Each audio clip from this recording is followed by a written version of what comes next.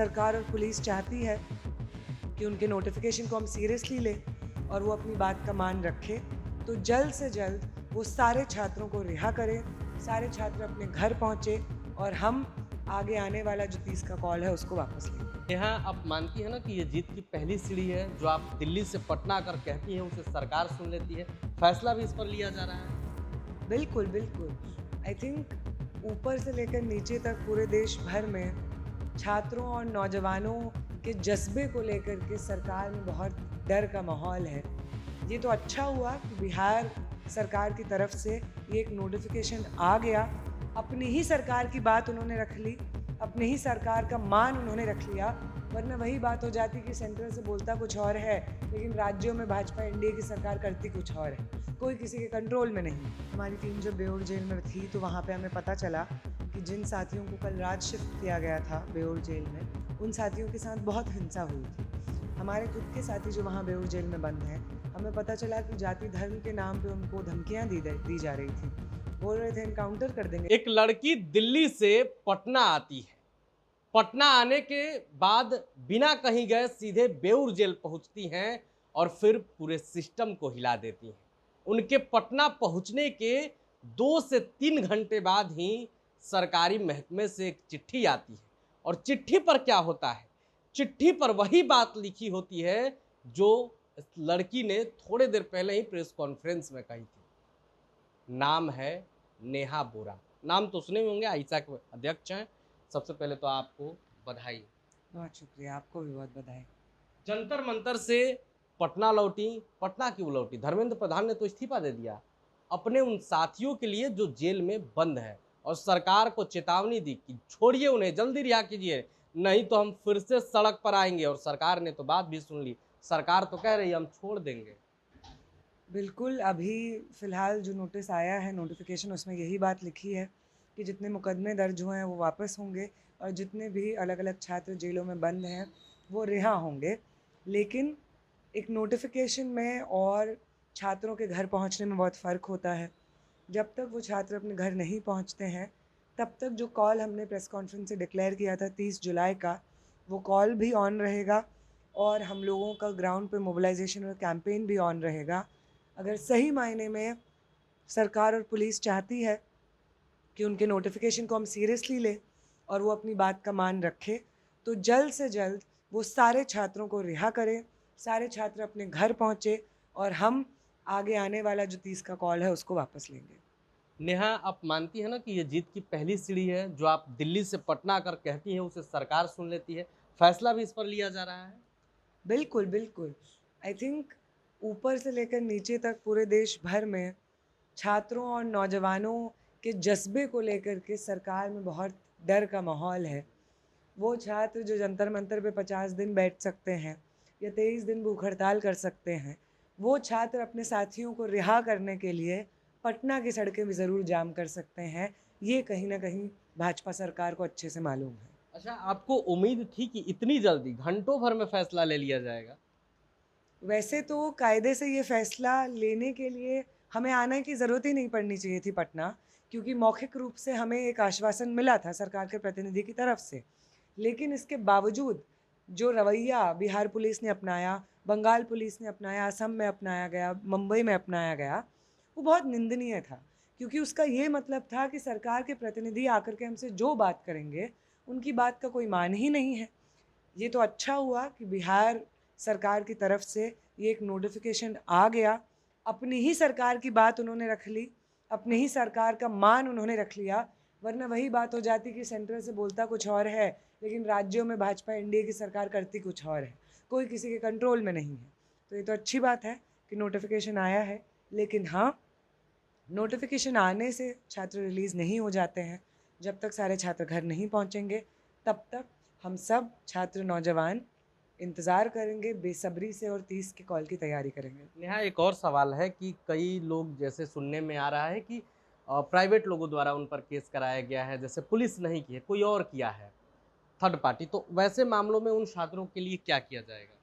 उन छात्रों को जो भी लीगल मदद हम लोग प्रोवाइड कर सकते हैं, वो दी जाएगी।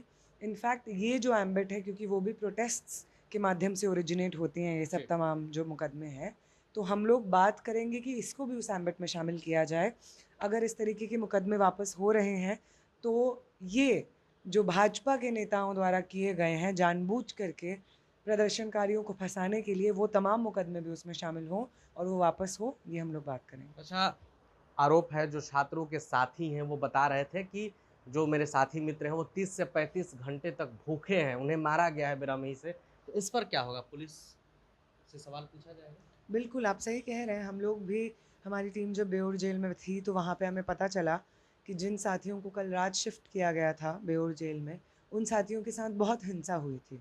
हमारे खुद के साथी जो वहाँ बेउर जेल में बंद हैं, हमें पता चला कि जाति धर्म के नाम पे उनको धमकियाँ दी जा रही थी। बोल रहे थे एनकाउंटर कर देंगे, जब मालूम चला कि एक मुस्लिम प्रोटेस्टर हैं जो कि अरेस्टेड हैं। तो ये इस तरीके की तमाम चीज़ें, ये बहुत निंदनीय है। पुलिस का काम होता है कानून व्यवस्था को बनाए रखना, लॉ एंड ऑर्डर को फॉलो करना, ना कि उसका उल्लंघन करते हुए लोगों को उनके जाति धर्म के आधार पर टारगेट करना। तो इस पे ये मांग कि वो पुलिसकर्मी जो छात्रों के ऊपर एक्सेसिव वायलेंस करने के लिए रिस्पॉन्सिबल हैं, चाहे वो सिवान में गोली चलाने के बारे में हो या यहाँ पे पटना में या बिहार के अलग अलग जगहों पे हिंसा करने की बात हो, जहाँ पे सर फोड़ा गया है, चोटें पहुँचाई गई हैं, उसको लेकर भी पुलिस के जो भी रिस्पॉन्सिबल सुरक्षाकर्मी हैं उनके ऊपर कार्रवाई हो और एक्शन लिया जाए, भी हमारी मांग है। अच्छा, इस पूरे मामले में जितने पुलिसकर्मी घायल हुए हैं उनके लिए? जितने भी पुलिसकर्मी घायल हुए हैं, अगर प्रदर्शनकारियों की हिंसा की वजह से हुए हैं तो ऑफ कोर्स हम किसी हिंसा का समर्थन करते नहीं हैं। लेकिन जब पुलिसकर्मियों के ऊपर कोई हिंसा होती है, उसके इंसिडेंट्स पहली बात तो डिस्प्रपोर्शनली कंपैरिजन में बहुत कम होते हैं और तुरंत उन पे संज्ञान लिया जाता है। लेकिन वो हिंसा जो प्रोटेस्टर्स के साथ होती है, उनके ऊपर की जाती है, सालों बीत जाते हैं, लेकिन वो पुलिस अधिकारी जो उस हिंसा को अंजाम देते हैं, उनके ऊपर कोई इंक्वायरी नहीं होती है। इसलिए क्योंकि वो एक सिस्टम का हिस्सा हैं। वो उसी सत्ता के नुमाइंदे हैं जिस सत्ता से हमारा संघर्ष चल रहा है। तो सत्ता में बैठे लोग उनको बचाने की कोशिश करते हैं। इसलिए बार-बार ये बोलना ज़रूरी है कि वो पुलिसकर्मी जो वर्दी का प्रोटेक्शन लेकर के इस हिंसा को करते हैं, उनके ऊपर कार्रवाई हो। अच्छा, मुझे याद है आज़ाद भारत में पहली बार इस तरीके का जेनजी का आंदोलन हुआ, प्रोटेस्ट हुआ। इसमें सबसे जो मुख्य बिंदु रहा मीडियाकर्मी, रिपोर्टर्स जो ग्राउंड पर रिपोर्ट कर रहे थे, उन्हें भी गोदी मीडिया कहकर घेरा गया, कई रिपोर्टर्स को मारा गया। तो ये कैसे तय किया जाए नेहा कि गोदी मीडिया कौन है और आपके लिए कौन आवाज़ उठा रहा? सब हिंसा के चपेट में आ रहा है। नहीं, ये किसी को तय करने की ज़रूरत नहीं है। अगर आप तय भी कर लें तो हिंसा करके 2 लोगों में फ़र्क करने की कोई ज़रूरत नहीं है। अगर हम एक शिक्षा व्यवस्था के को दुरुस्त करने की बात करते हैं, तो हम ऐसे लोगों की बात करते हैं जो सामने वाले से अपना डिसएग्रीमेंट हिंसा के ज़रिए ना साधे। इसलिए किसी भी रिपोर्टर के साथ हिंसा, हम बिल्कुल उसका समर्थन नहीं करते हैं। लेकिन हाँ, गोदी मीडिया एक ऐसा मीडिया जिसकी वजह से इस देश की रगों में नफ़रत दौड़ रही है, उस गोदी मीडिया का भी हम समर्थन नहीं करते हैं। वो गोदी मीडिया रिस्पॉन्सिबल है इस देश में उन्माद, नफ़रत, हिंसा भड़काने के लिए, फैलाने के लिए, तो हम उनका भी समर्थन नहीं करते हैं। हम अपने साथियों से, वो प्रदर्शनकारी जो सरकार से अपने सही मांगों के लिए लड़ रहे हैं, शिक्षा व्यवस्था को दुरुस्त करने के लिए लड़ रहे हैं, हम बस उनसे अपील कर सकते हैं कि आप अपने और उनके बीच में ये जो फ़र्क है सभ्य लोग होने का, उसको बरकरार रखिए। आपको जहाँ वो लोग दिखें उनसे एंगेज करना बंद करिए, उनसे बातचीत करना बंद करिए, लेकिन हिंसा उनके साथ मत करिए, क्योंकि उनके साथ जब हिंसा होती है तो आपके साथ जो अंजाम होता है, पूरा सत्ता पक्ष उनके संरक्षण में आ जाता है और जो बदला निकाला जा रहा है वो बहुत डिस्प्रपोर्शनेट होता है। आप डिसएंगेज करिए उनसे, कहीं पे भी उनसे बात करने की ज़रूरत नहीं है। और इस देश में जो नफ़रत की राजनीति चल रही है उसके लिए भी गोदी मीडिया रिस्पॉन्सिबल है, लेकिन किसी भी हिंसा के इंसिडेंट को हम नहीं सपोर्ट करेंगे। अब एक आखिरी सवाल ले लेंगे, चूँकि बातचीत हो रहा था छात्रों पर। नेहा, हर कोई जानना चाहता है कि आखिर ये नेहा बोरा है कौन, जिसने दिल्ली से लेकर बिहार तक को हिला डाला है? और कब तक आप छात्रों के लिए लड़ते रहेंगे? मैं जेएनयू में पीएचडी कर रही हूँ, मैं एक आम स्टूडेंट हूँ। मैं आइसा की राष्ट्रीय अध्यक्ष हूँ, ऑल इंडिया स्टूडेंट्स एसोसिएशन एक छात्र संगठन है। इस संगठन से जुड़ते हुए जितने समय रहूँगी तब तक लड़ूँगी, क्योंकि इस संगठन ने मुझे इतना ही सिखाया है कि जब हम लोग एक दूसरे के साथ एक दूसरे का हाथ थाम के लड़ते हैं तो हमारी लड़ाई बहुत मजबूत हो जाती है और सामने जो सत्ता पक्ष होता है वो चाहे कितना भी ताकतवर हो, उसे घुटनों पे लाने की क्षमता छात्र आंदोलन में रहती है। तो अभी तो छात्र आंदोलन को और बहुत लड़ाइयाँ जीतनी हैं और बहुत लड़ाइयाँ लड़नी हैं। उन तमाम लड़ाइयों के लिए हम लोग तैयार हैं। देश के, बिहार के छात्र नौजवान तैयार हैं। चलिए, तो आपने नेहा बोरा को सुना किस तरीके से इन्होंने बड़े ही शालीनता से अपनी बातों को रखा है और इस जीत को अभी जीत नहीं मान रही हैं। ये सिर्फ एक नोटिफिकेशन है, सरकार की चिट्ठी है।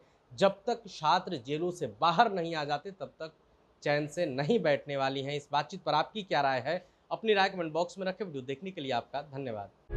प्रभात खबर.com, विश्वास वही, रफ्तार नहीं।